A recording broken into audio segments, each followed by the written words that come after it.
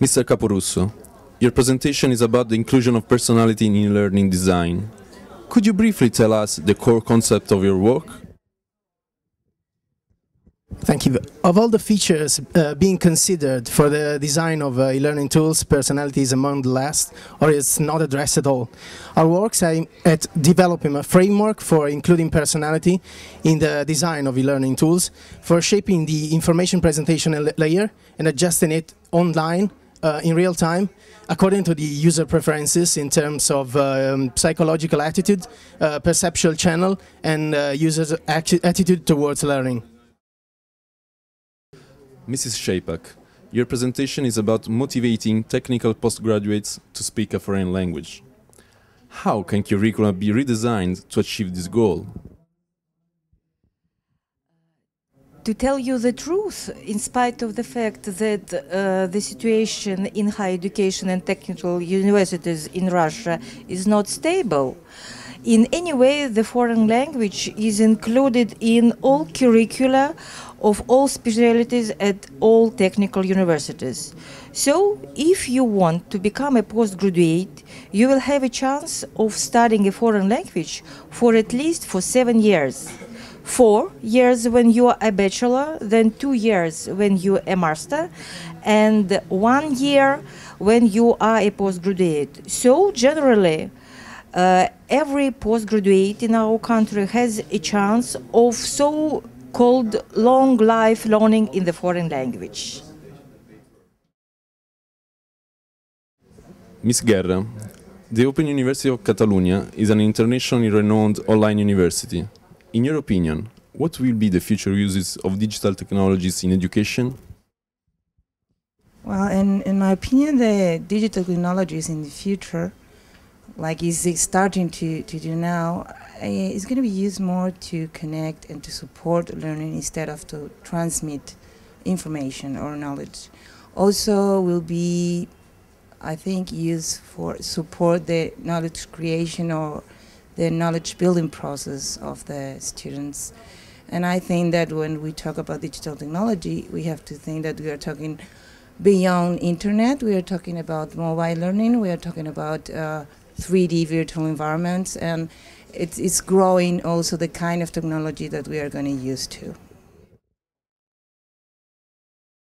Mr. Gutierrez Leal, the Universidad Nacional Abierta de Venezuela has a long tradition in distance learning, being established in 1977. What significant results have been obtained, and what are further perspectives for your institution? La Universidad Nacional Abierta de Venezuela, fundada, como usted dijo, en el año 1977, tiene 11 carreras profesionalizantes y en este momento se encuentra con 4 posgrados.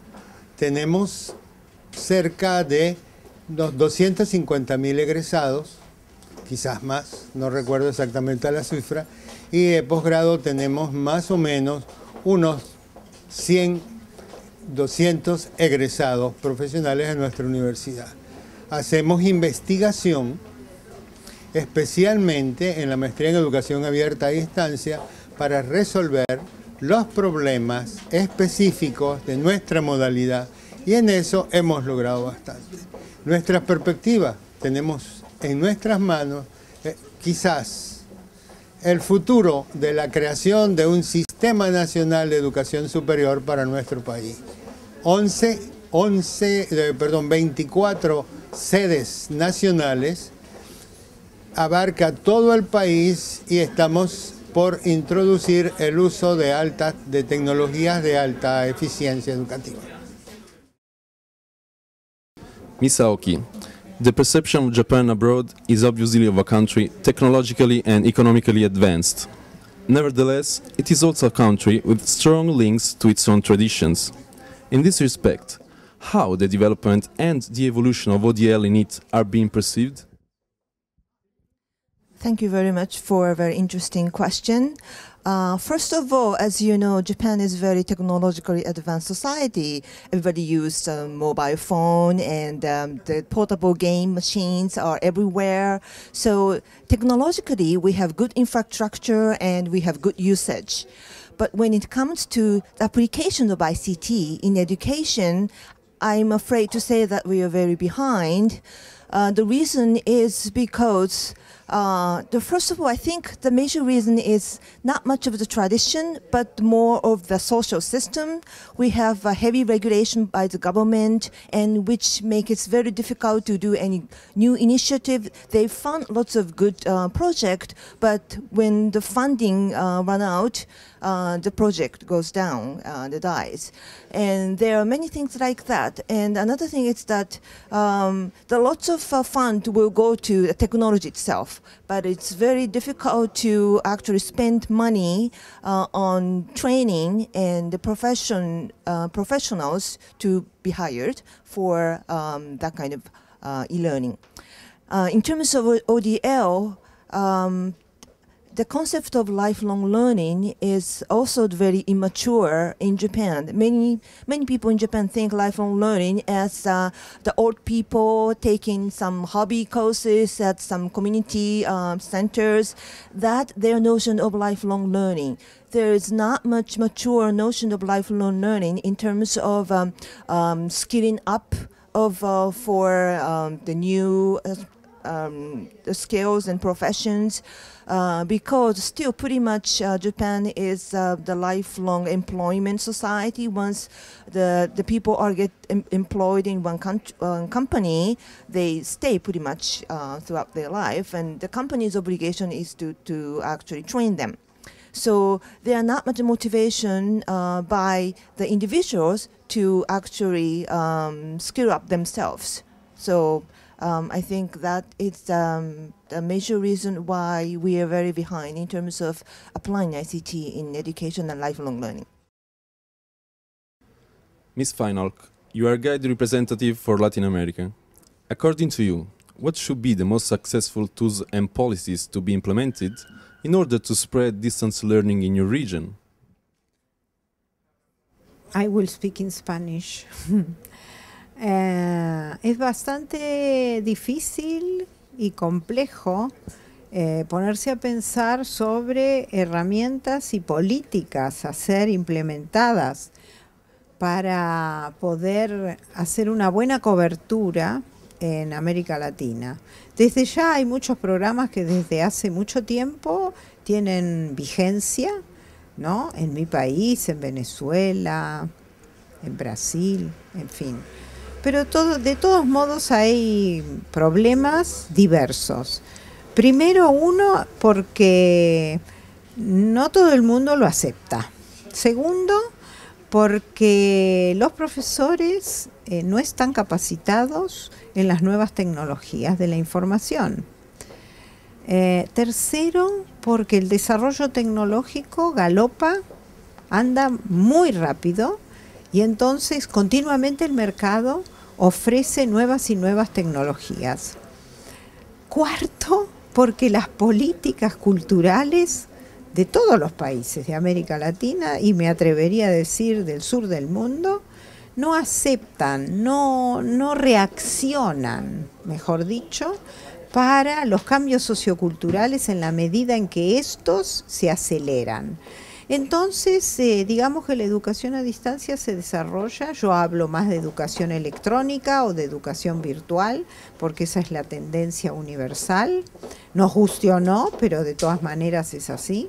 Y entonces ese es el mayor desafío para América Latina, no solo para América Latina, también en Europa y, como dije, en otras partes del sur del mundo. De todas maneras hay que capitalizar muy satisfactoriamente aquellos intentos, aquellos programas que toman en cuenta las innovaciones, ¿verdad? Y se acompañan con mucha investigación. Lógicamente no es todo lo que hay que hacer, pero bueno, uno está encaminando esas inquietudes, son challengers, son retos a enfrentar y creo que en ese camino estamos. Muchas gracias y hasta pronto. Mr. Alzubi, you are involved in several international projects of cooperation concerning the use of ICT in education. Could you explain us how regional and international collaborations can help the development of distance learning methodologies in Middle East? Thank you very much. First of all, I would like to thank University of Unimarconi for their hospitality and for the meticulous organization of this workshop, which is becoming an important event in the international agenda. True, yes, I've been involved in a number of ICT projects, particularly with the European Union, and this is helping Jordan in particular and the Middle East in general in actually being exposed to the latest trends in ICT technologies, particularly in distant learning, and it's building the capacity of our researchers and educators and our universities in general. So only last year that Jordan has signed an agreement with the European Union. It's a science and technology agreement which enables Jordan to be a permanent partner in the Union. In addition, the government and people of Italy have been very generous to Jordan and the people of Jordan and, through a number of projects that have actually brought the two countries together. And I believe distant learning would be an important arm of bringing cultures together, because it's first of all, it releases a great deal of tension and pressure in our universities due to the fact that our resources are, extremely expanded these days, and we suffer from a shortage of professors and other kind of resources. So distant learning in this era of globalization would be an important arm, and I think ICT projects, particularly the European ones, are actually helping in this direction a great deal. Mr. Banerjee, as representative of the most important worldwide institution committed to education, what do you think about the role of distance learning in global and local development around the world? And what is your opinion about it if compared to traditional learning? Well, I think distance learning, unfortunately, is a necessity. If people in the world got access to basic education, then distance learning may not have been that significant or important. But unfortunately, the situation is such in the world that most countries do not have the capacity to provide for basic education to its citizens, and therefore distance learning becomes a necessity. More interestingly, though, in the early years of distance learning, without the access of the internet, distance learning was a real challenge. Today, of course, with the internet, with digital technology, with online platforms, distance learning becomes a much more feasible, much more interesting, much more exciting prospect. Mr. Zampalli, in most developing countries, microfinance could be an important tool for facilitating development projects even in the field of education. Could you give us an example in this respect from India?